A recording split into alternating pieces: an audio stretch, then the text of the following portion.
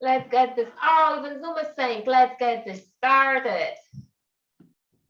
All right. I think we are live, or I hope we are live. We can see the participants joining in. Welcome, welcome. Good morning, good afternoon, depending on where you're joining us from. It is 1 p.m. sharp, so let's get started. Hello, good afternoon, and good morning, like I said.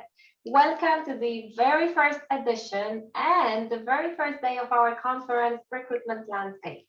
I'm Paulina Maslich, and together with me, we have Ania Rządza. We are from Dotway Company, and we are really excited to have you on board with us today. Now, the partner for this event is Indeed, the #1 job search engine in the world.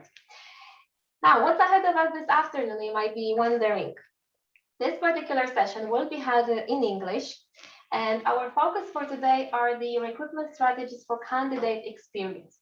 First, we will have Rob Williams, Director of Employer Insights at Indeed, share his presentation, share his insights on why it is worth to think locally, but hire globally. And after Rob's presentation, Kasia Michalak from B-Talents will take over to facilitate and lead a panel discussion with experts from companies like PackHealth, Traffic, and Hach. Well, this is going to be a very energetic, very insightful session filled with some competitions and awards. We realize this is an online conference, but who said that there can't be gadgets for the online conference? So there will be competitions, there will be awards, and in fact, there will be plenty of them to win. You will also have a chance later after the presentation and the panel discussion to join more closed mentoring groups and also individual sessions, consulting sessions. Those will be held in Polish, so just stay tuned. And without further ado, let's get started. Ladies and gentlemen, introducing you to Rob Williams, Director of Employer Insights at Indeed. Rob, the stage is all yours. Thank you so much. And again, really appreciate this opportunity to present virtually at this conference and also to have a chat with you all afterwards. So just give me one moment. I'm just going to share my screen and make sure that works. It looks like it's all okay. Hopefully that's good for you guys. Excellent. Yes, as we just said, the purpose of the chat today is to look at the opportunity we have to recruit globally, but to think locally when we are doing that.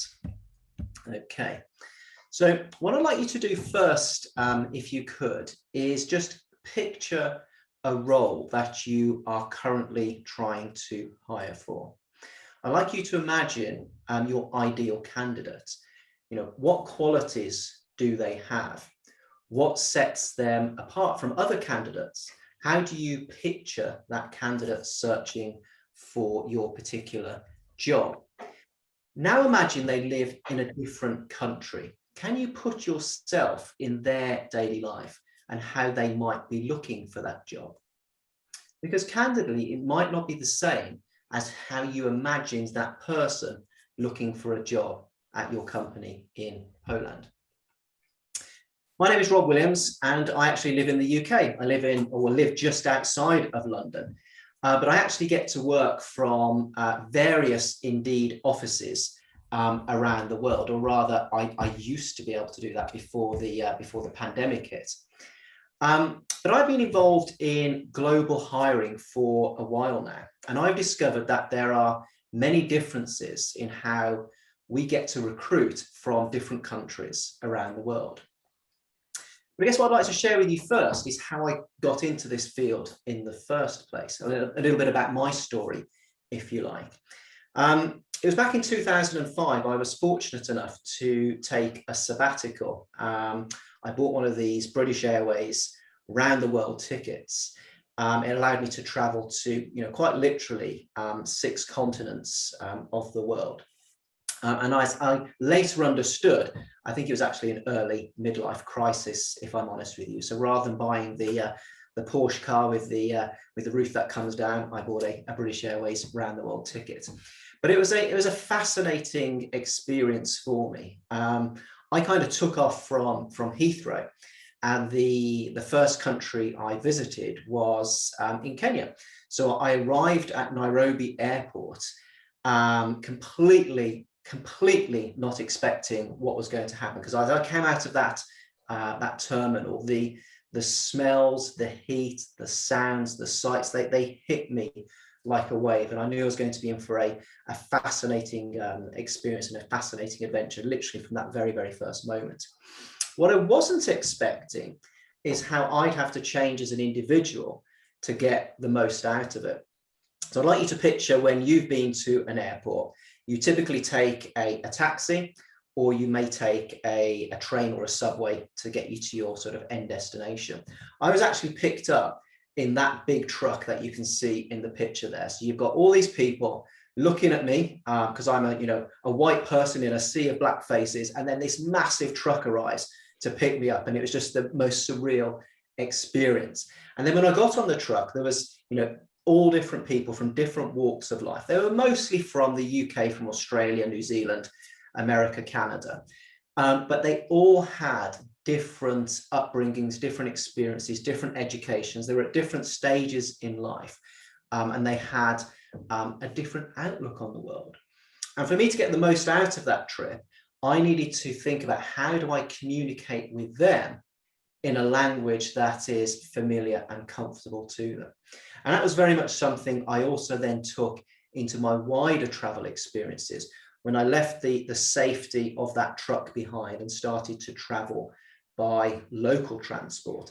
And then, of course, the people I met on that road really did have very different experiences and upbringings from me. And I had to learn very much to communicate in their language. And sometimes, candidly, that language was just using our hands and our body language, because I couldn't speak any other languages other than English, unfortunately, and not everyone speaks English.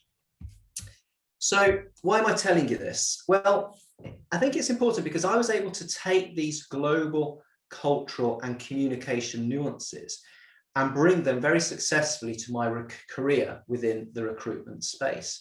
I joined a company called Monster Worldwide. I very quickly joined their global sales team, and I got to work with some of the best companies in the world to help them find the right people at the right time and in the right place. And I guess fast forwarding now to my career at Indeed, this is what I want to share with you today.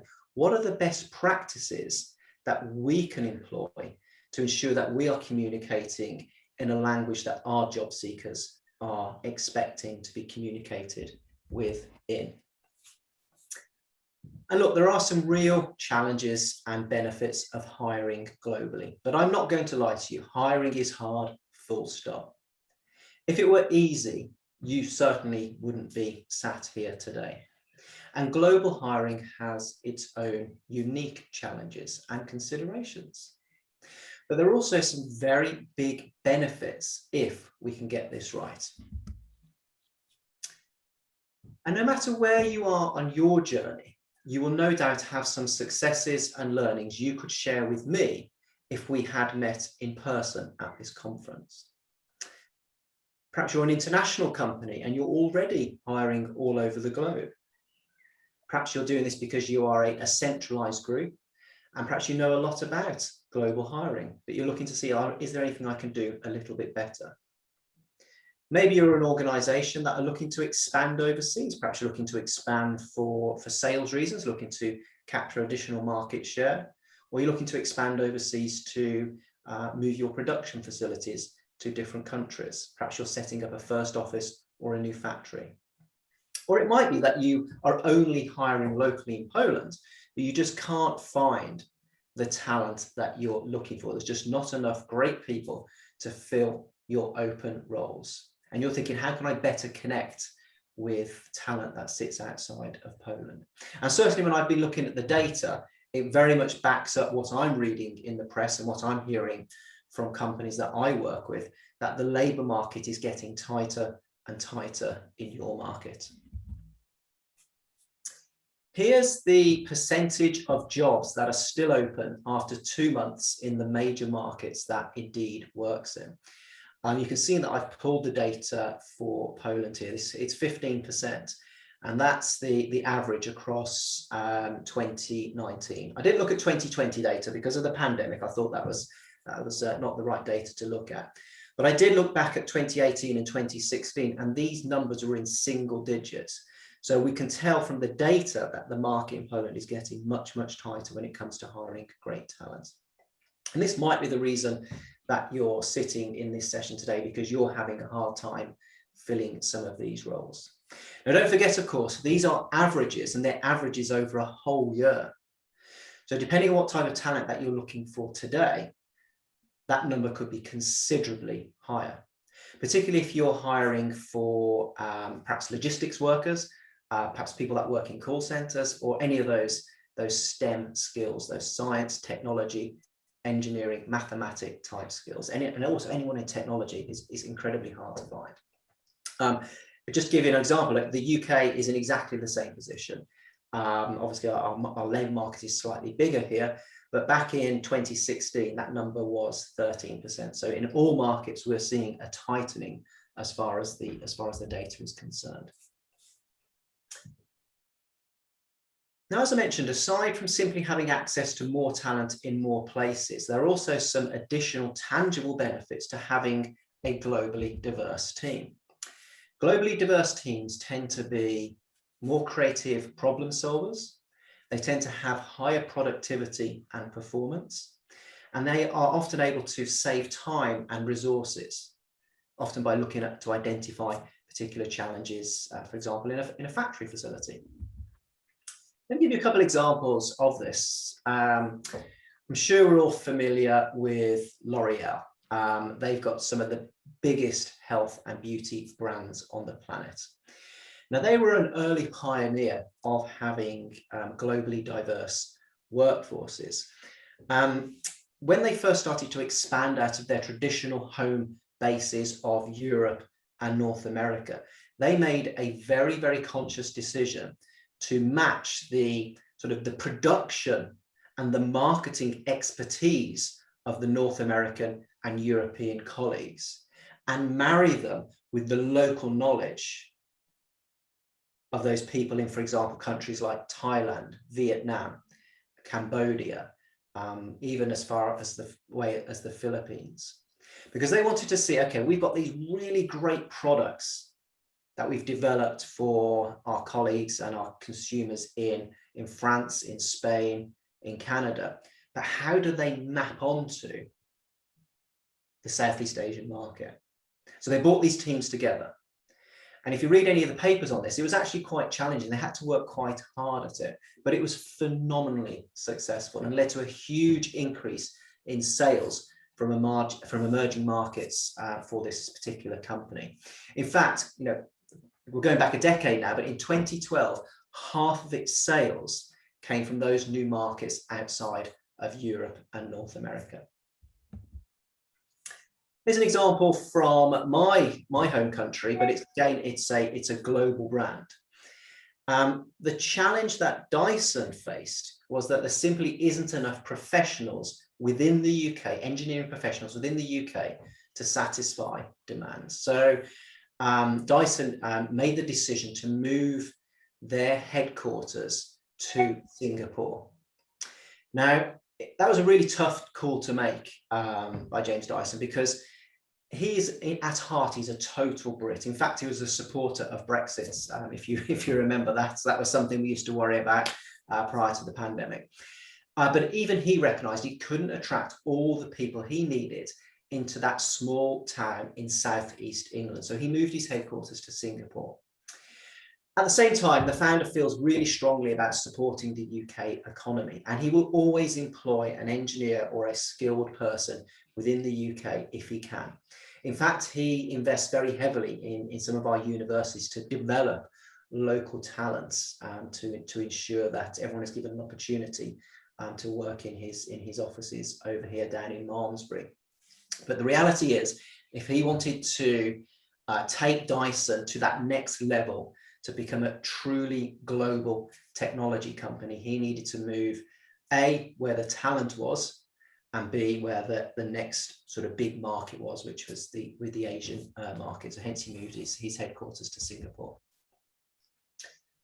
I don't know who's heard of Wattpad. I hadn't until in fact, I prepared this deck for one of the conferences we had a couple of years ago, and it's just very pertinent for today as we start to come out of the pandemic.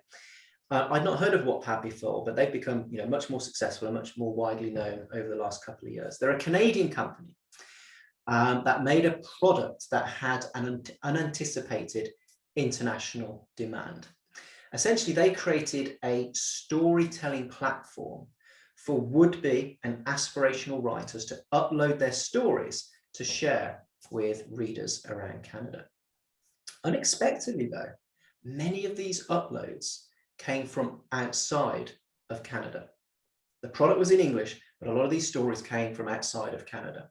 And that brought some very specific editorial challenges, because Wattpad couldn't understand any of these stories. They were in Spanish, they were in Portuguese, they were in Chinese, they were in Cantonese, they were in French, they were in all languages. Now they had a choice. They could either hire translators in Toronto to ensure that these stories were appropriate for the platform, or they could hire people in the local markets, essentially outsourcing that particular process. And they chose the latter. And who knows whether they chose it for cost reasons, or just that they wanted to ensure that they had a local look on things. But it again had very unexpected results, because by employing people outside of the market, not only did they help with the editorial content, but they were also able to suggest improvements for the Wattpad platform and the Wattpad app to make them more specific for that market. Fast forward a few months, they'd actually changed the language, so you could access Wattpad in Brazil, in Portuguese. And again, it saw an explosion of usage on the platform. Again, a bit like L'Oreal, very quickly, well over half of the revenues from Wattpad were coming from outside of Canada.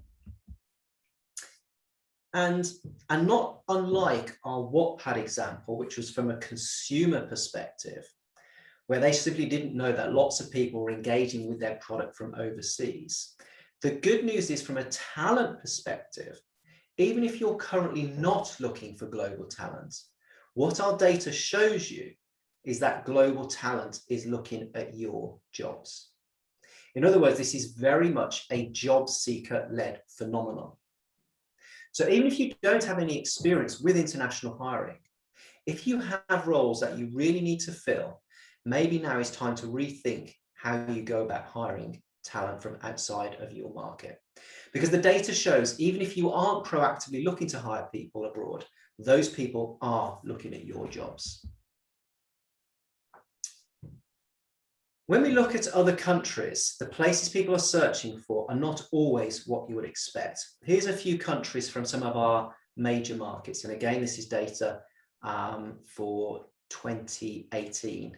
In actual fact, for Poland, it's 2019. I updated that just yesterday. But as you can see, in Poland, the majority of searches for jobs in Poland are coming from the Netherlands, followed by Germany, followed by the UK.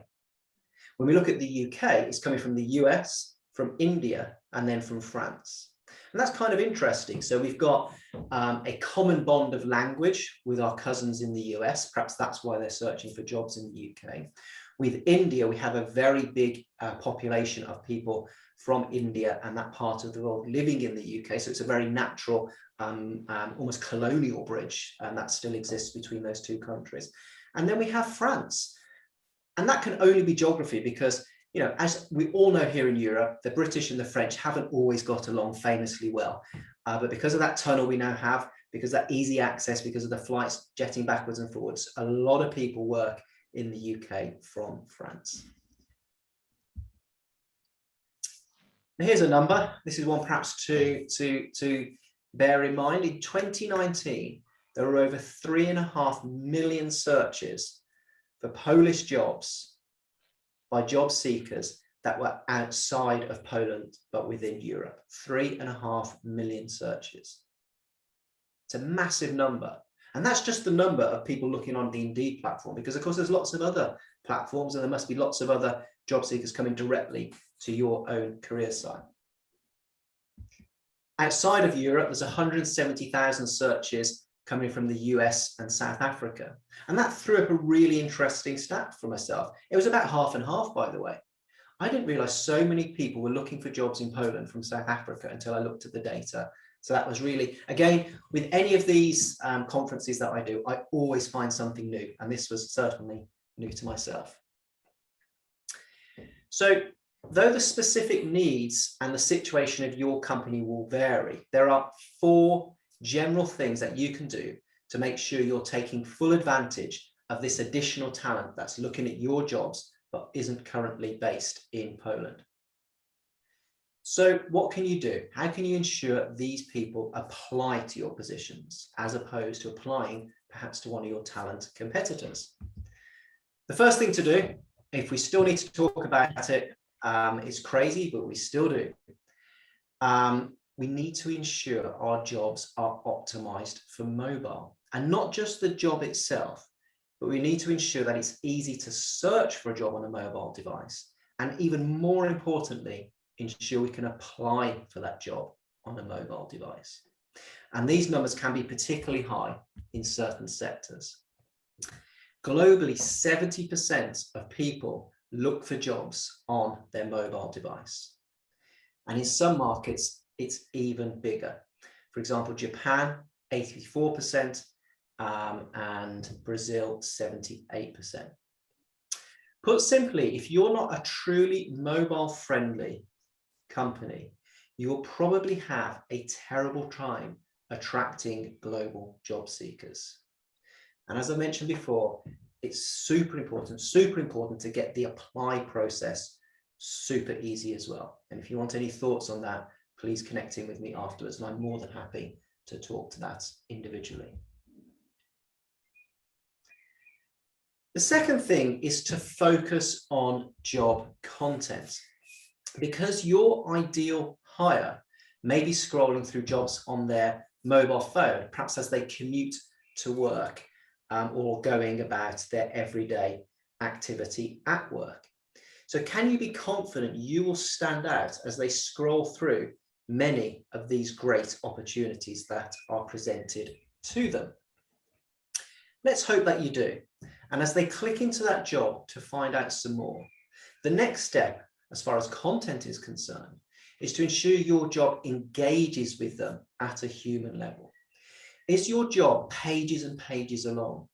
Is it just too difficult to make sense of on a screen which is, candidly, 7 centimeters by 15 centimeters? And then, as I mentioned earlier, is it easy for them to apply? Here's a few thoughts on great job content. Ensure that our opening paragraph is attention grabbing. Honestly, people lose interest very quickly, especially when they're scrolling. Think of the last news article you read. What did you do? More likely than not, you read the first couple of sentences, then you zip down to the bottom of the article to see A, how long it was, and B, what the conclusion was, and whether it was worth your time and energy to invest in that middle part of that article. So focusing on your first paragraph and making it as relevant and compelling as possible is a really good idea. The next thing is make every word count. We found that job descriptions between 700 and 2,000 characters will get up to 30% more replies.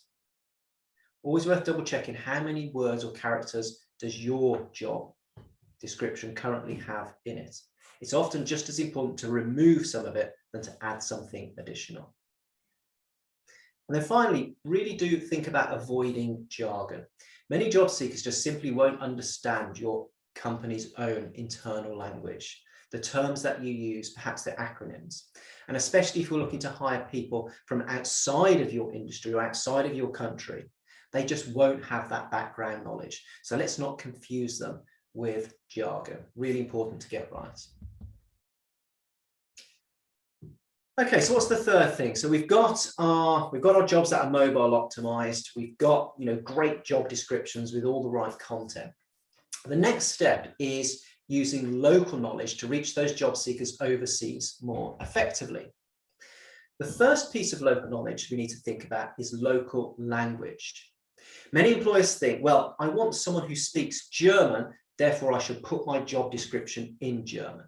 Or I'm recruiting for a global position, so the language is business English. Both are valid ideas, but the data shows that the vast majority of folks search for jobs in their local language, regardless of how fluent they might be in a second or third language. Let's look at a couple of examples as to how this plays out in practice. This is an example from Germany. There are over 6 times more searches for the German project manager with a K and no space than the English project manager with a space. And this is just in Q1 of 2019. So this is just a quarter results. In France, this is even more pronounced. So this is looking now at a human resources role. Less than 0.5% of searches look for human resources roles in English compared to the French spelling of ressources humaines. It's a huge differential. And again, these figures are just from Q1 in 2019. So to give you an idea, 4 million searches a year for the French spelling versus not even 10,000 for the English spelling. So it's again hugely important to get this right. And I suspect the only people looking for those English spelling ones are people already working in a global company anyway. Beyond making sure that your job descriptions are in the right language and your job titles are in the right language, we also want to make sure that the job title matches what job seekers are looking for. And again, here, local trends can be really unexpected. For example, in the Netherlands, there are 9 times as many searches for account manager with no space, as opposed to account manager with a space. And yet when we nip across the border into Belgium, there are twice as many searches for account manager without the space, as opposed to account manager with a space. Now, these are both anglicized spellings. They're both in English. They're both international roles, but cultural differences interact with search in very different ways. And again, we can look at this because we have great access to data and job seeker behavior. Here's an example of a technology role from Spain. Technology roles tend to have anglicized titles globally. And this person, when they actually get a job, is no doubt going to refer to themselves as a developer. And on their contract will probably have developer. But what's fascinating is when they're looking for that job in Spain, and obviously they're a Spanish national, so Spanish is their first language, 50% search for developer and 50% search for desarrollador, which is the Spanish equivalent of a developer role. It can be really hard to know what these nuances of local search are. And this is where Indeed's data can help you create job postings and descriptions that best fit your local market conditions. But how do we ensure then that once they've found this role, these job seekers want to apply to your job? And again, these factors can differ across markets. For example, when we think of job descriptions, German and Canadian job seekers are more interested in lots of details in the job, whereas UK job seekers just want a few bullet points. Soft benefits are also really important too. In Canada, there is a mandated 18-week parental leave. In the US, they don't have that. So if you're a US company looking to recruit from within Canada, you need to ensure that you put front and center that even though it's not mandated, you do offer the equivalent parental leave. I'll give you an example from Europe. At Indeed, we're essentially a US company. When we started to set up our offices in the Netherlands, in Germany, in Belgium, for our field-based roles, we had to change our benefits to offer a company car because that was just expected within those markets. Whereas in the UK, we didn't need to do that. And finally, our fourth suggestion. It's a very simple one. just ask for help. We can't be expected to know everything. Because as we have seen, although global hiring brings benefits, there are also some challenges that we need to address to ensure that we can truly capitalize on it. Many of these challenges are universal, but also they can be really specific based on your particular field, what your company does, the country you're operating in, and the needs you have. And look, we can't cover every single scenario today. The picture I hope I've painted is that there's tremendous opportunity. There's some basic things we can get right. Making sure we're mobile friendly for one is one thing we all can get right.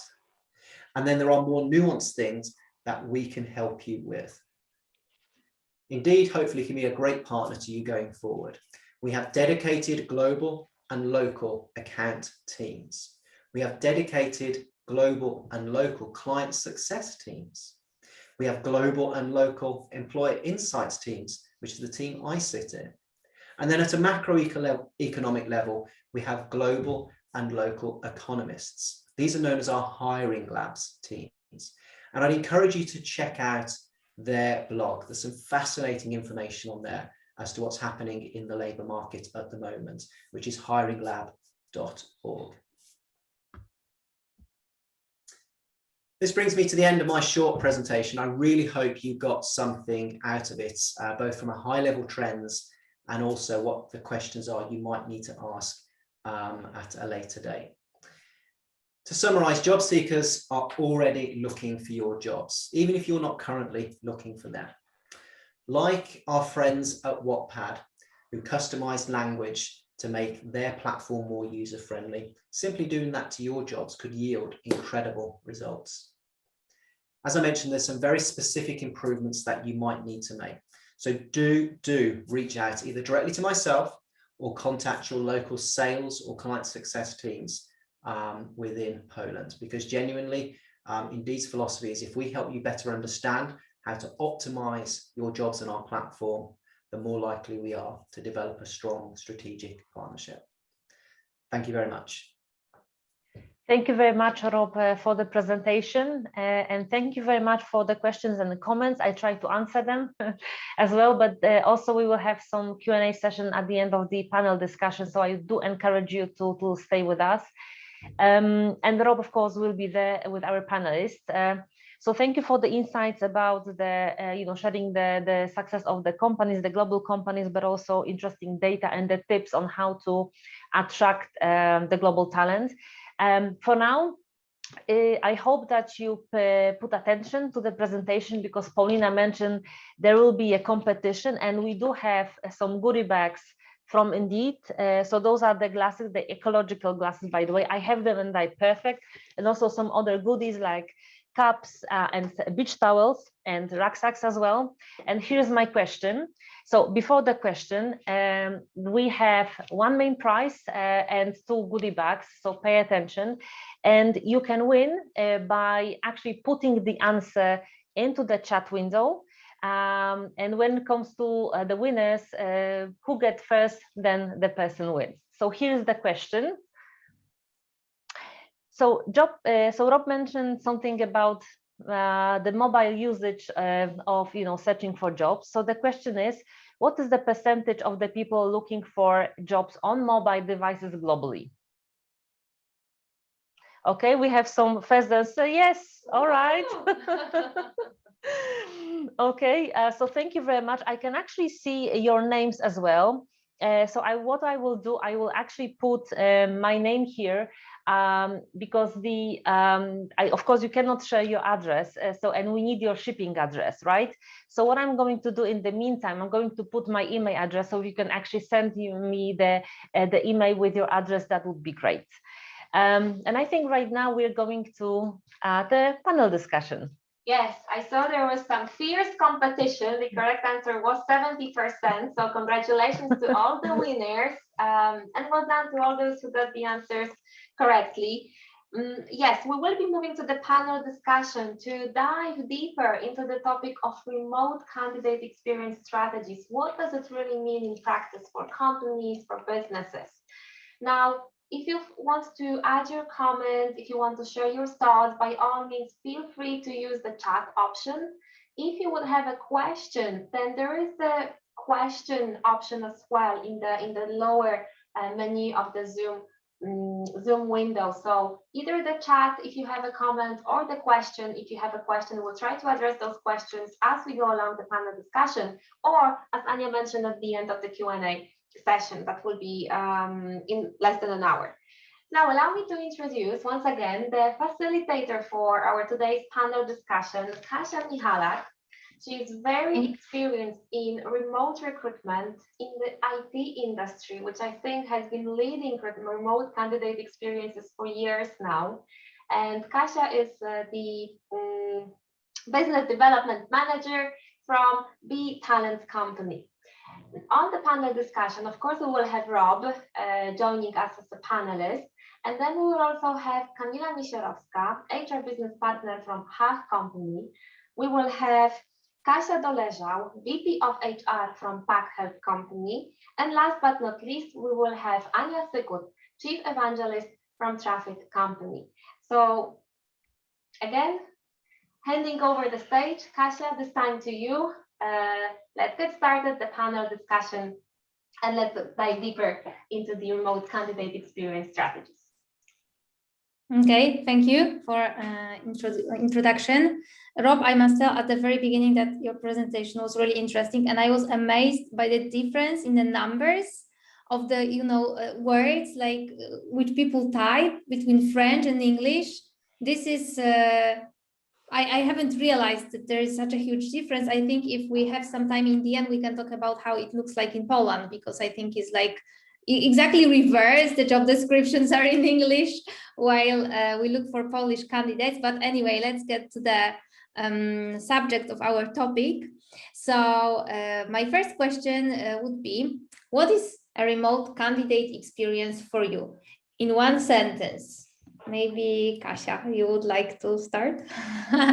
Yes, I may. So that question is kind of simple, because it's everything that you as an employer communicate by all of the sources that you have. So your career page, your recruitment process, your employer branding activities, but it also kind of a part of the onboarding process, and also the opinion that candidates share globally at the internet. So we need to focus on every step that you're doing while searching for candidates. Okay, thank you. I will note down your answers so that if anyone would like to go back to the details, I have the notes. Yes, Kasia, I mean, I couldn't agree more, simply speaking, especially that nowadays in the internet, people look a lot in the internet. So that's quite kind of obvious. Anya, what do you think? In my opinion, it's like a regular candidate experience. So the way that candidates would rate the whole process and the HR team performing it, but reduced by the best, I think, and most important part, that is the meeting face-to-face in real life. Yes, there is a huge difference when we all are in front of cameras most of the days, and we can't see people face to face, and thus we have to create a good atmosphere between the company and the candidates to move forward. Okay, Rob, what do you think? Yeah, I agree with both of those comments. I guess one of the things that I feel we can sometimes forget is we forget we need to have some empathy for our candidates that are working at home. Everyone is working in very different environments, and not everyone is comfortable with, video, with Zoom. Internet connection might not be great. Kids could be, running around, and they feel that they're making the wrong impression when they're not. So it's just kind of just having that, we need to be a little bit more conscious of empathy when it's remote. That would be sort of my main observation over the last 12 months. Super useful. And even some companies, when they introduced candidates to interviews, they wrote in the email that it's okay if we hear your kids, it's okay if we see your cat, don't be stressed about that, because it's kind of stressful for many people as they want to look professional. Okay, and the last but not least, Camila. Yeah, so I would say that the simplest answer would be that this is the sum of all experiences that the candidate has from interactions with the company. Okay, perfect. I'm trying to note that down. I see question, and if you could help me, Anya and Milena, do we answer them at the end of the panel, or shall we answer them instantly? I think, Monica, we can answer them instantly. It's a question to Rob because basically the questions might actually go into the discussion. So I think you can go ahead and ask the question to Rob. Okay, Rob, can you see the question? Yeah, do you think employees' search habits and expectations will significantly change after COVID in the near future? Yes, in my personal capacity, I do think they will change. I think we are going to experience a paradigm shift in the way the world of work is. And, again, just reflecting on the presentation I gave a moment ago, that was crafted in a pre-COVID world. I think there's now even more opportunity to be thinking about employing outside of our borders, because so many companies now are accepting of the fact that you can have people working from home 5 days a week. It's, no longer have to come into the office, may need to come in just literally for training sessions and to pick up their laptop. So I think there's some tremendous opportunity, and I think candidates as well expect companies to be more more obliging for those homework practices and those sort of balance of life practices. So yeah, I think there's going to be a lot of changes. That's just one of them. I think there's going to be a lot more, but that's certainly the big one that springs to mind. Yes, I would maybe add that a lot of people are often saying, when are we going to come back to normal? But I think there would be no all normal. There will be only new normal, and everyone will have to adapt. And going to our next question, Rob, when we think about your presentation, you told us that candidates are looking for work globally because they don't have to relocate.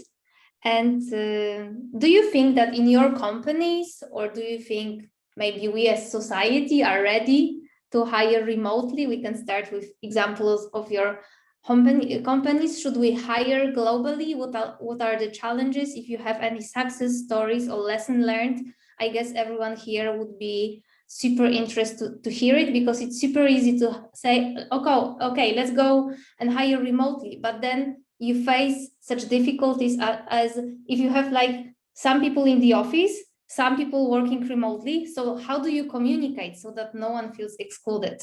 I don't know, maybe any one of you who would like to start. I don't want to point out the teacher. I'll go last on this one, I think, because I've certainly got my thoughts, but I'd love to hear what other people are thinking, because this is the challenge we're going to face. There's no point pretending it's not going to happen. We've got to come up with solutions to just that question. So I'll wait towards the end on that one. So I may tell that we already did hire globally, and only in this year, 20 employees. And the challenges that we faced was basically all around our organization. We need to switch everything, starting from employment, the legal part of it, going through benefits, communication rules, gatherings, getaways, etc. It's a switch in your company 180%, and you need to think about everything. I'm not saying that you need to do before hiring, but you need to have on your mind that will happen, and just brace for impact. I can say from my perspective, it's a fun fact. I studied economics, and after 3 years of studies, we had to choose what do we want to specialize in. And what I chose was company on the global market. And this sentence that you have to run the company locally but think globally, I was hearing that at least one time a day. So this is something I feel really familiar with right now. If someone asked me if my company is ready for hiring remotely, I would say maybe in 60%, because we are running the process in English. We have the job ads in English. We have the tools necessary for that, like Calendly, Zoom. But on the other hand, there are so many things that can go wrong. For example, GDPR, there is one GDPR, but there are some differences in particular countries, and the consent you are using in one country might be not okay in the second one. Now, besides cultural differences, I was making a research about job ads in Middle East. And I noticed that more than half of the job ads have a sentence that is not acceptable in Poland and our neighbors, like, for example, male, female preferred. So this is something that cannot be used here, but it's really typical there. Besides difficulties like time zones or benefits, because you can't say we got a great office and we had cakes at the office, because that will not work. So there are many, many things that can go wrong, many challenges. Yes, I agree. And Anya, you seem to be ready, like to have been ready for the pandemic before it even happened with this title major in your master's studies. So, but yes, with this office, like, and examples like that, it's super hard. And Kasia, as for you, 180 people, like where can I read the case study for this? Because it seems like a super great work you have done, like when you turned, all the people into this remote working, and you did it well. I'm impressed.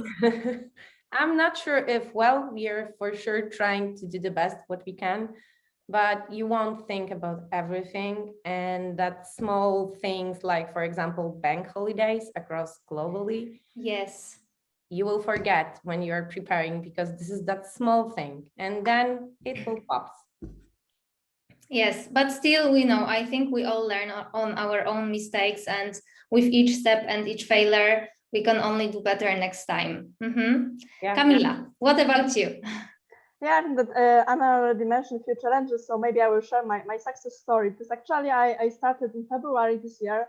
And the role that I applied for was advertised in majority of European countries. So from my perspective as a candidate, it was a sign that the company is really flexible and they are looking just for the best candidate. They are not so focused on the location. So based on my experience, I can also suggest some improvements. And actually, since I joined in February, we already hired a few people in Poland. I think that as a company, we were already prepared for hiring remotely. I think that because I'm actually an HR business partner for marketing function in Europe. Even before COVID, a lot of jobs were advertised in North America and in some of European locations.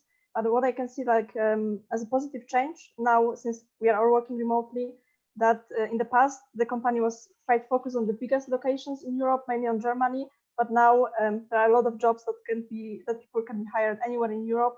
So I see really a positive change in that. That sounds really, really good, really interesting. And well, it seems like it works for your company, because if you joined in February, you are still there, you are happy, then you are like the perfect example that the process works. I see another question, but let me ask Rob to answer our main questions, and then we'll go to your question, Eva, okay? Yeah, brilliant. And yeah, always nice to go last. I agree with everything that's been said, and also it's awesome that so many of you have been embracing this for some time. And that got me to think that it kind of used to be you needed to be a quite a big, well-resourced or global company to hire internationally. Now I think there's just tremendous democracy in this, both from a company and from a candidate perspective. That because the whole world has changed and there is this expectation that flexibility is key. Now your small startup can look for the very best talents globally, as opposed to just in their immediate sphere. And I don't deny that comes with terrible and complicated challenges around tax, around confidentiality, around bank holidays. 100% agree with that. We're a big global company that always seems to be a bank holiday or public holiday. It's one of my colleagues. But they're challenges you overcome. I think that's it. I think there's now a perception and a realization that the benefits now significantly outweigh the challenges. And we don't know what we don't know, but we know we're good enough to overcome those challenges. And also, I think job seekers are more accepting now that there are challenges, and they work with, you know, the corporate structure to make things happen, which is quite nice. So yeah, so I really do think there's a huge democratization of work going on as well. I think that's coming back to one of the previous questions. I think that's going to be a direct result of this pandemic, of this huge democratization of how and where we work, which is really cool. Yes, exactly. And because of that, I think the competition is bigger, because if everyone can hire remotely or globally, then candidates, they have so much more, companies to choose from. So I guess the market now, not only in IT, is getting more candidate centric. So it's even harder for companies to get the best ones, but they have to try anyway. Okay, so we have one question from Eva. Let me read it for you, and then any one of you who is interested in answering, then please do. Do you observe any changes in typical candidate profile during last months? What is the most important at the moment for them? Many reports show that security. Do you agree? Could I just get a qualification on that question? When we talk about security, is it job security or sort of health and well-being security? I think that feeling secure about not losing your job. Okay. That's true. So Anya, do you agree? Yes, I agree that people are looking, they don't look that much on salary. They want to be sure they will not lose their work. They're checking how the company is doing and what was it doing for the last year. So if they decide to do some outplacement programs or not, how the company is dealing with the situation. So this is really important, more important than salary and benefits at the moment. Mm-hmm. That's right. Anyone would like to add something on this topic, maybe? Yeah, I would add also flexibility. I see that it's also being more and more important for people.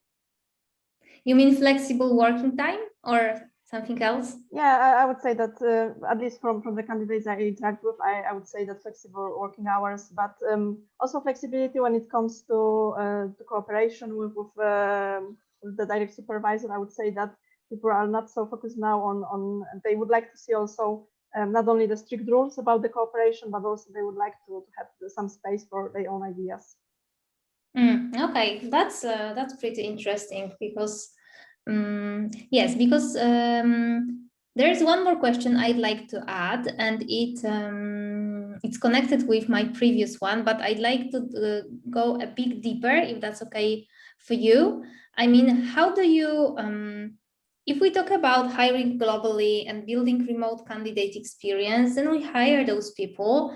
And what ideas do you have, or how do you do it, that you build this remote team, and even taking into consideration that some of them, they work from home, they are from another city or another country, maybe another time zone, and they are on their own.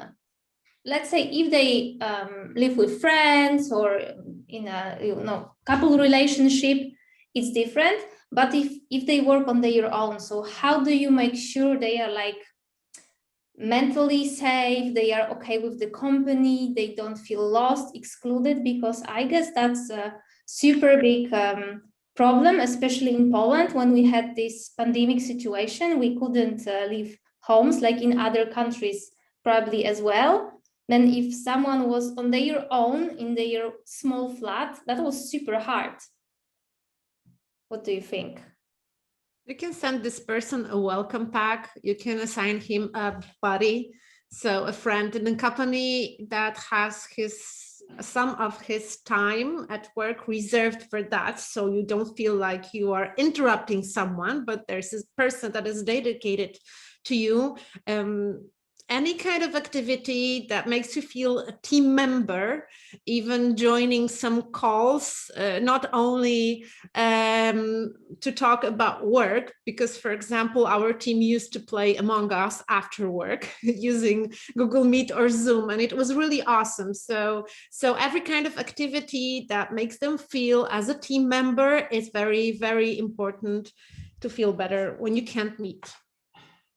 That's Above what Anya said, I would tell that also any benefits regards mental health and well-being, for sure, they are great right now in the pandemic situation. People need help and support, and you can just give that to them. Yeah, I had when I was chatting to Henrietta at the UN, she had a really nice approach to this. So we're all familiar with having those one-to-one meetings with our manager in the diary to talk about, what's going on at work, projects that we're working on. She's kind of completely flipped it around. So those one-to-one meetings now are to talk about anything but work, unless it kind of comes up. So it really is kind of a well-being check-in. How's your week going? What have you been up to? Have you been to this, been for a walk? What's the lockdown treating you like? How is it in your country? How are you feeling? And then if work comes into it, sure, we can discuss particular projects, but she very much has that sort of virtual open door policy to ensure that mental well-being is being catered for. And I thought that was a really interesting approach as well. I just also want to just nip back a little bit onto that job security question, because we're seeing that in our data as well. Candidates are looking really quite carefully at the reviews that other job seekers are leaving on the companies that they have either been interviewing for or been working at.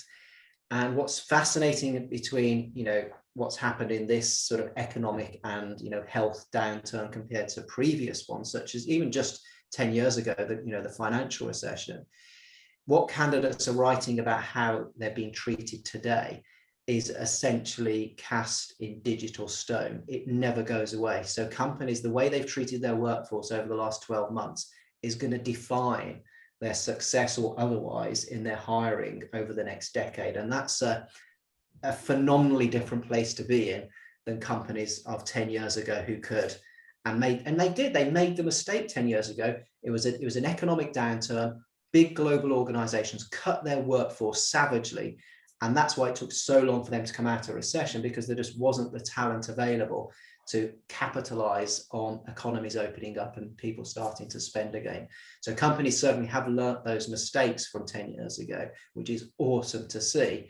And now job seekers also have this voice to talk about how those companies are treating them today. So that's something to really look out for, is that whole employer brand piece. Those reviews, they are there forever. It's that digital footprint that not just consumers leave, but also companies have as well.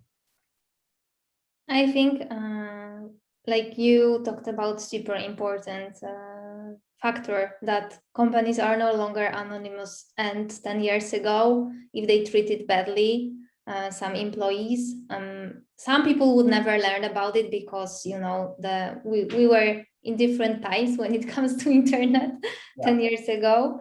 And now, like the forums or the places where candidates can share their opinions about employers, I'm not surprised everyone is reading that, because nowadays changing a job is stressful, and changing a job, like considering company which has like bad reviews, I think it can be like it can have super negative effects. So I would probably, as we all, recommend all of our listeners to check what's written about them in the internet, because it might be one of the reasons maybe recruitment isn't going well. So very good point, Rob. Okay, so we have, Eva, one more question, and then we'll answer yours. When it comes to strategy concerning remote candidate experience, did you implement something specific? Did you implement any changes, or there were big changes, small changes? If you could share some examples with us, because maybe some of our listeners think about what can they do, and then can get inspired by your examples. Yes, Anya, go on. I can start because traffic team is about 30 few people at the moment. 7 of them were hired in the last year, so quite a lot, 20%. what we decided to do, the first point was to remove stock photos, no stock photos. We decided to use our own photos on the career side, on the job ads. We decided to put them on the Instagram and describe the team members, not only what they do at work, but what they like to do after work too, for people to get to know us. We started saying, this is us, you will work with us, not these people you see on most of the websites, because most of the people go to Pixabay and write team and use the first image they find. The second thing we did, we started using very short videos about the position. So we started recording like 2-1 minutes of a person talking about the position, and there were no fireworks. We didn't hire James Cameron to make a huge video. There was just a guy sitting next to a table in a hoodie saying, your responsibilities will be, we can offer you this, and that's it, really, no fireworks. But we wanted to show people that there are people on the other side too. And the biggest change, I suppose, was our traffic pathways. So we decided to create a career and salary paths, first share them with the team, and then share them with the world. So if someone wants to join our team, he or she can check not only how much can he or she earn in the future in the 3 months, but also in a 3 or 5 years perspective. So that was something really huge, but that is transparency, something we like. And now the candidates know what they can expect, not only at the role they are applying for, but also in the future.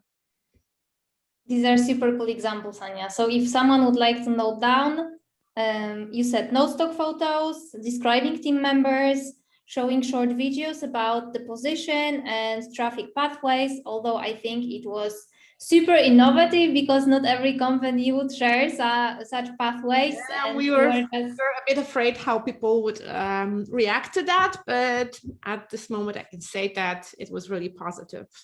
Yes, I guess no one disliked your Facebook profile. It was rather otherwise that people loved the idea, and you are like a pioneer in this field. That's great. Anyone would like to share their experiences as well?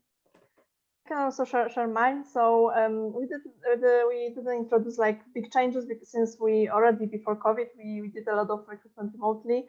One change that we did was that in majority of the recruitment processes there's this step like a interview with the peer. So in case that the person will have a direct manager or the rest of the team in a different location, they can always talk with some of the people that are located in their location, and or with someone else from the team, like to have more informal conversation, and also to ask any possible question that they might have.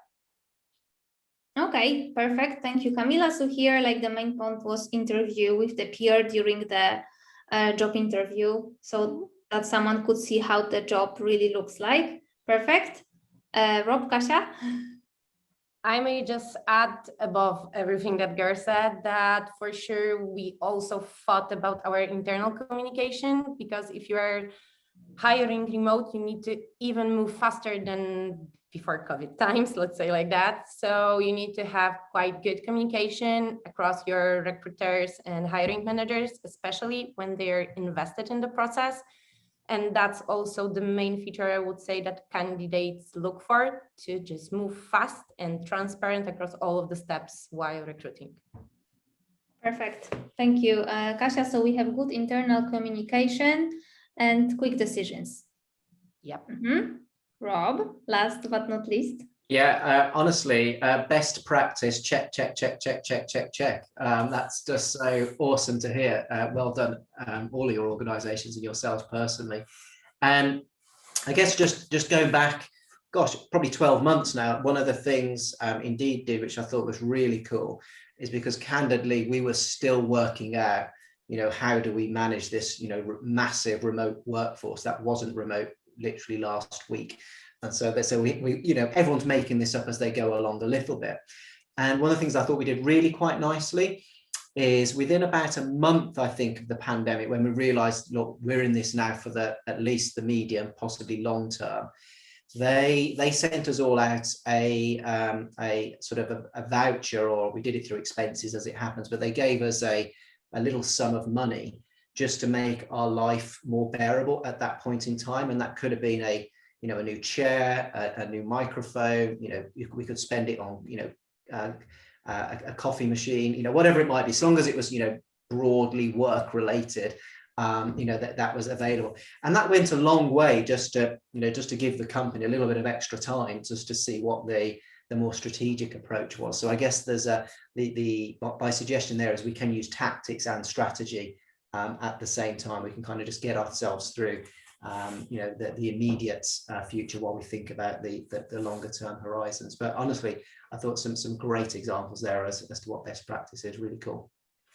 This is a super good idea, like a voucher to make life more bearable. I guess at the beginning of the pandemic, it was super hard for everyone, and all of us were surprised, just waiting 2 more weeks for things to come to the end. It happened that it was more than a year. Yes. And like even sending like a small voucher, if you have like someone of you mentioned like informal meetings during which you don't talk about work, but like your private life, and company could give like vouchers for głodny.pl in Poland so that people can order food and just eat together. And this is a small gift, but I guess super useful, and it makes a great impression. Yeah. The one thing I would just always qualify there, that any kind of sort of gifts or benefits have to be used very tactfully and thoughtfully. They can only work once or twice, and then they become expected, and then they lose their value very, very quickly. So I love the example. It's, maybe you treat your workforce to a voucher that provides a well-being seminar or something like that, but it has to be very, very thoughtful. It can't just be a big box of candy arrives. The first time a big box of candy arrives, amazing, but you wouldn't want to send it every week. Yes, and after that you realize you just gained 5 pounds, and okay. Start some exercise routine. Yeah. Sorry, Kasia, once again. Then you can start some exercise routine across whole company. So, Yes. Even. That's definitely helpful. Okay, we have 2 questions, folks. So if we could have a look at them, let me read it for you, and then we'll try to answer. So first, we have question from Eva Rogulska. Could you tell a little bit about building of employer branding? Could you recommend any ways of showing position of the company which are reliable for candidates at the moment?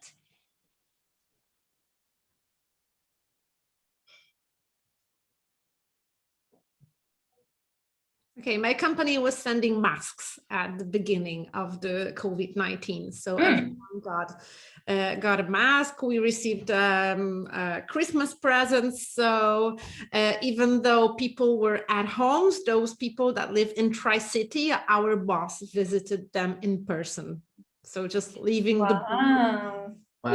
next to the door. So even if you can't meet like you do normally, you can do some small or medium things that make your employees think, wow, that is just amazing. I feel like family now.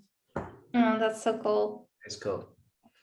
I guess if there was one single piece of advice or a single suggestion when it comes to building an employer brand, is to put authenticity at its core. We can't pretend to be something we're not. So, and I strongly encourage you not to pretend that you're something you're not. If you don't offer certain benefits or certain work culture, don't pretend you do, because all that will happen is people will join, they'll realize you don't, they leave again. And so you've spent an awful lot of time for nothing. And then they'll leave a review to say you're not like that. So lead with authenticity each and every time when it comes to employer brands. And then everything else is really best practice that hangs off that, in my opinion. Yes, I'd say that there were even small examples of the companies who like send these emails before job interview before online job interview, don't stress about your animals, your kids, or like your background, because we are all working from home. So this could be a cool example as well. Okay, anyone would like would like to add something, or shall we move to Dominica's question? I would just add that you need to put effort on informing potential candidate about who you are as a person, as the employees who work there as a people, but also what do you do as a company and the employer, because people look for that information, and the best way will be if you will give them that information. Yes, because it's if I understand you well, Kasia, it's like always less stressful to know who you talk to and see even the LinkedIn profile or just know a few sentences. Exactly. I'll share an interesting data point there. So we did some research, and it turned out candidates were more likely to apply to a company that had negative and bad reviews than to a company that had no reviews. Wow. Isn't it crazy? But when you think about it from a human nature, we've probably all bought products off, online from Amazon or someone, which the reviews weren't that great. Or we've all been to hotels where the reviews weren't that great, but we're more likely to go there than to a hotel that has no reviews, or buy a product that has no reviews. And it's exactly the same, I think, when it comes to job seekers applying to jobs. Yes, with online working and remote, I guess people can be afraid, so that the company isn't another fire festival, because it may happen. It may really happen. Okay, let's go to Dominica's question, because we have about 10 minutes left and still a couple of questions, so let's try to answer them. Digitalization, something that is ongoing and cannot be avoided.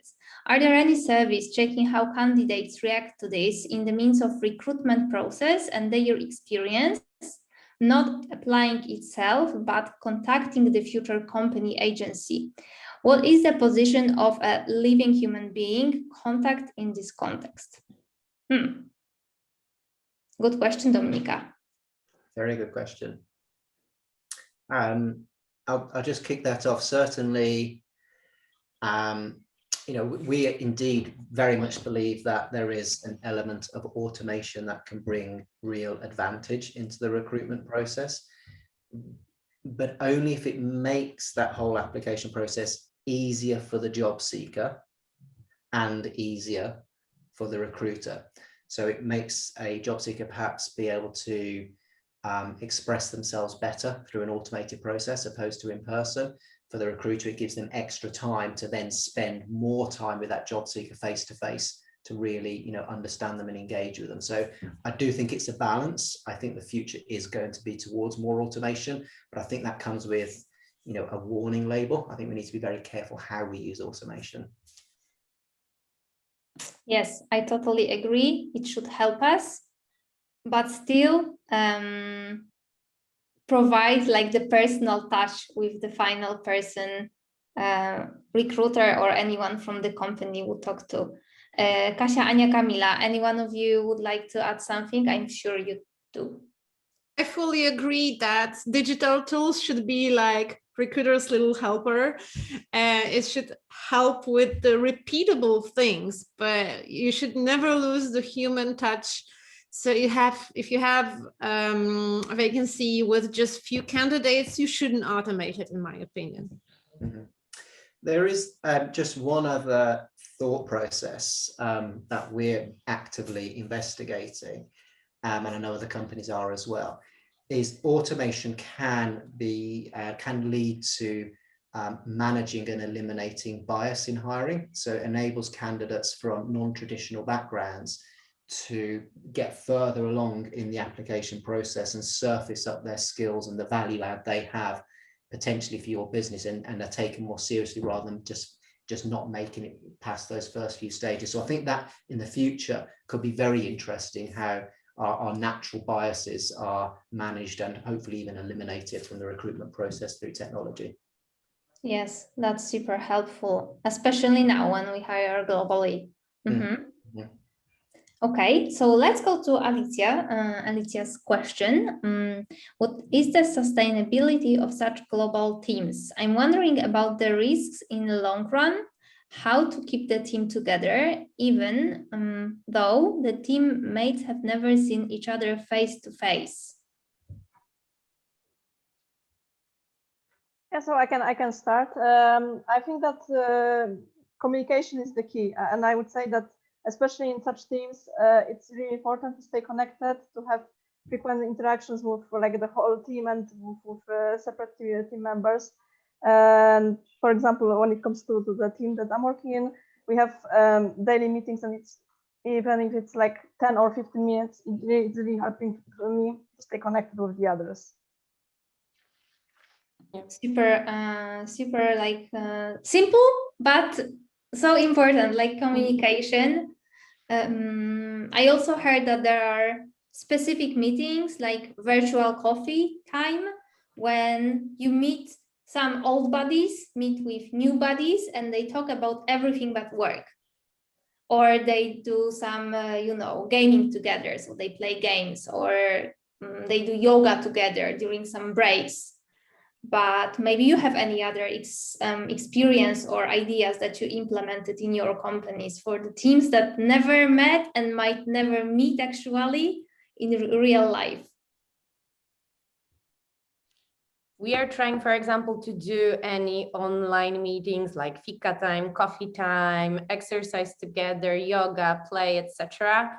But still, I think that this is the challenge. If you were previously mostly office company, that you have that face-to-face contact, and right now you have to switch to the remote while COVID. And I think that that's the most challenging part of it, because you used to this contact, face-to-face. For example, in Pack Help, we love to get away together, and we are missing it.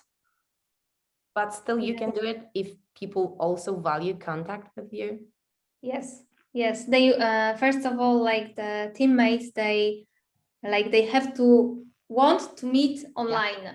Exactly. But this is hard sometimes because people sit online for 8 hours, and I guess some of them, they really want to turn off the computer, and this is the challenge, I guess, because if you want to meet the team and spend time with them, you need to be online, and you are already tired of being online. Do you have like any ideas for this? Maybe this is a question from me. We are doing webinars, like not the technical hard skill webinars, but for example, webinar for making cocktails or cooking together, just to have some specific activities while we are connecting online, because it's easier than to talk together. Oh, that's super cool idea. That's super cool idea, Kasia.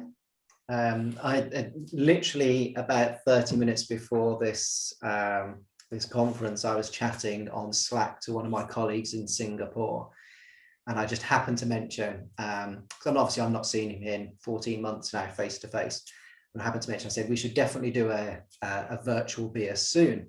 And he happened to say, well, as it happens, in Singapore, they've been asked to stay at home because there's a spike in their cases. And also they've got a public holiday tomorrow. Who has a public holiday on a Wednesday? But anyway, they do in Singapore.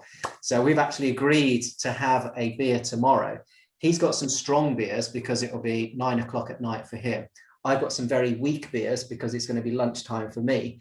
And so we've got an hour in the diary just to have a chat. So it's doable, but it's different. I think that's the thing. And I'm not going to lie, I'm desperately looking forward to meeting in person, next year, hopefully, with my colleagues. But to an extent, I think we can do that because we know each other, we've worked with each other, we've met each other before in the real world. I think the real challenge is with our team members that have come on during the pandemic and have never met us. I think that provides some particular challenges, and I think it's maybe the onus is on those that have been in the business a bit longer to make more of an effort to set up some personal one-to-one time. I think we have to sometimes, again, it comes back to empathy, doesn't it? It's remembering that some people just don't have those wider networks that we take for granted, and we need to try and help build them on their behalf. Yes. Also, here comes the onboarding process, because you can extend it with the special meetings across meeting people, etc., not just in front going through the role. 100% agree with that. Onboarding is not just 2 weeks or 2 Yeah. months. It's a year, 2 years now. Yes, totally agree. Okay, two more questions, and I guess we are heading till the end. What do you think will be the trends worth following about remote candidate experience? Maybe you follow some websites, some people, some newspapers, or anything that you'd like to share with our listeners.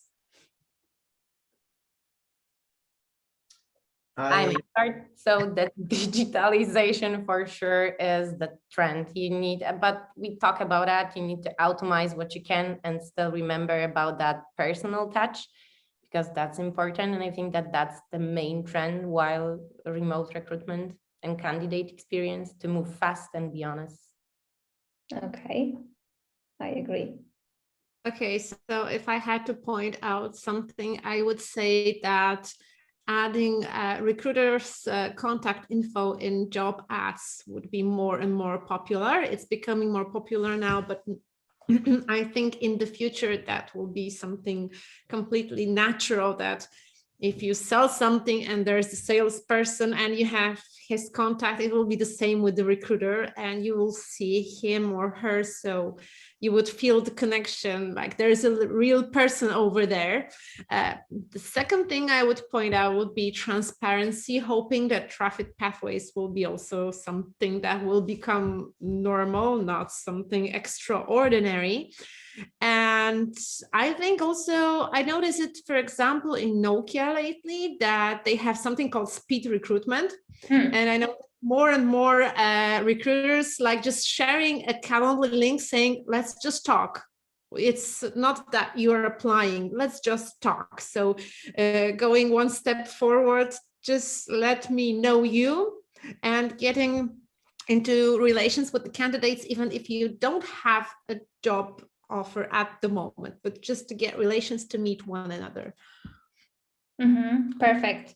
Very good idea, Anya. I mean, like recruiter's phone number or email. If you have, someone has any questions, that's a perfect idea, because sometimes people are just afraid to apply. They don't want to make fool of themselves. And if they talk or answer some questions, it can really, really help.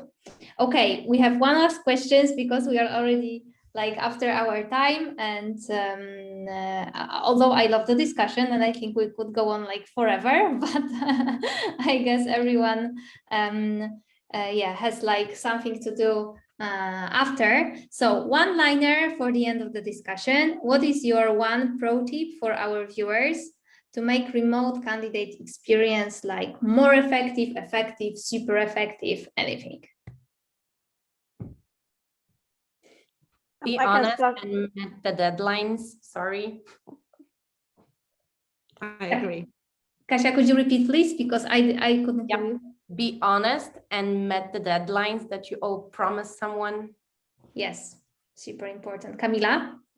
Yeah, so I can sum up with one sentence. It's to think globally, but be mindful about the local differences.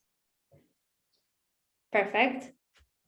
I would say that when you recruit globally, the whole world is your talent pool, but it's the same for the candidates. They have much bigger choice right now. So you have to stand out of the crowd. You should share your company culture, no stock photos, show your team, and make the candidates think, wow, this is the people I want to work with. Yeah, I kind of echo that. We are heading into an incredibly tight global labor market, and we can't push a candidate through our process. We've got to be thinking about making it easy for them. We've got to connect with them on their home turf and do everything we can to be flexible to make them interested in our organizations. It's going to be interesting in the next couple of years, I think. Yes, I totally agree. Like we all should be more candidate centric and think about how they perceive our company, not only how we perceive them. Okay. It was super great to be able to listen to your experience. I am like full of notes which I am going to share with BeTalent, so maybe we can even implement some ideas. Kasia, Anya, Kamila, and Rob, thank you so much I hope to see you one day on a real coffee, not only virtual one. And Anya and Milena, I'm giving back the voice to you. Thank you, Kasia. It's actually Anna and Paulina, but that's okay. Sorry, Paulina. Why did I say Milena? No worries at all. Guys, thank you so very much. Very insightful discussion. Kasia, great questions that you've been asking. If I may share, Anya, before you wrap things up. The topic today was the strategies for remote candidate experience. And one thing that I realized listening to you is, yes, the companies need to think strategically. I hope you can still hear me while I'm not seen. So the companies, yes, they need to think strategically, like which processes do we bring to the remote world around recruitment, around sourcing, recruitment, employer branding, even onboarding when we talk about the candidate experience. But what you guys made me realize today, it's all in the details. It's all in the details that really have to be taken into account very carefully, like starting with the tools. What tools are we going to use? Will the candidates be able to navigate in the language of the tools, for example? It's all about the GDPR nuances. Rob, you mentioned the difference in huge differences in the applications, depending on the word, how the word was spelled or not, or written. So think locally, yes, think details, and then go globally and think strategic, maybe. That's my final takeaway. So thank you very much. Very insightful session for me as well. Thank you very much, Paulina, and we'll be wrapping up, but also I have a few pieces of information. So first of all, great thank you to all the panelists and to Rob and to Kasia, to our facilitator. I'm going to share my screen because I do have some surprises for you. So hopefully you're able to see it now. There was a question, because I actually could see it. There was a question around, does the second place count? Yes, it does. And I would like to also add that I will award 4 people. And the reason why, because the second person, it was Magda. There was a spelling mistake in the answer, but I thought I'm going to give it the swag back to Magda as well. So Małgorzata Świątek, the first prize, Magdalena Grzybowska, Justyna Wątrobińska oraz Ewa Rogulska. Those are the winners for the competition. As you can see, the gadgets are here. The beach towels are not here, but they are still available, so you will get them. And when it comes to the another bonus is that because of course the event is organized by Indeed, and if you would like to talk with Indeed, there are 2 options. One is that you can contact Maciej Karpowicz, and here is his email. But what also you can do is I'm actually putting this into the chat. So basically you can have a free online 20-minute consultation with Indeed professionals without any strings attached about, for example, the effectiveness of your job offers on your website. So really, truly professionals over there to help you with your job offers, with the advertisements, so that they can share some analytics as well with you. Plus, of course, there is a bonus of 1,000 Polish zloty if your budget is more than 3,000 zloty. So I do recommend that. And here is in the chat the link to Calendly, where you can actually book the session. And I believe that we'll be wrapping up right now. So thank you very much one more time. In half an hour, we will start the mentoring session. Plus, of course, we have some great topics coming up tomorrow on Thursday and Friday. So tomorrow is data analytics, also session in English. And we have 2 sessions in Polish on Thursday. It's around recruitment marketing and employer branding. And on Friday, we have well-being and the effective benefits, attractive benefits to our employees. So thank you very much.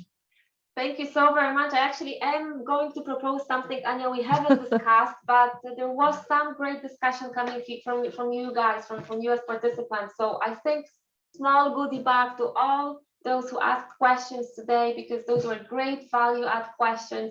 So make sure, Anya, you may want to type your email address once again, share your shipping address, and then we will be, you know, let's bring Christmas sooner. So we will be sending the gadgets over to you. So thank you so very much, Kasia, Rob, Kasia, Kamila, Anya, for joining us today.